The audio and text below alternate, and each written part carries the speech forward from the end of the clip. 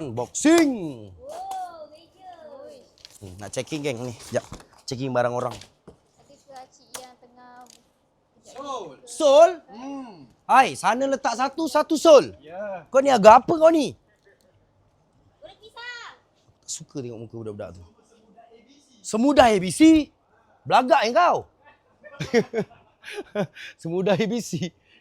Belagak.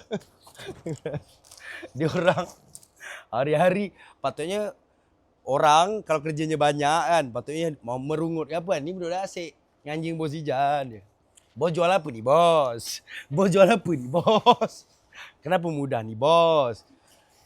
Bojan gelakkan je lah. Kalau nak Bojan cerita, orang nampak senangnya, maksudnya jualnya lajunya. Tapi nak bina kepercayaan customer 10 tahun lebih, geng. Lama juga Lama. Tak Sep- jumpa abang. Ya, 10 tahun lebih. Pejam celik, kawan-kawan abang yang sukses. Orang otai lah, dia kata, Jati, kau boleh lepasi 10 tahun. Ya Allah, ya Tuhanku, hebatnya. Orang kata, aku macam, tak mungkin aku dalam bidang ni kan.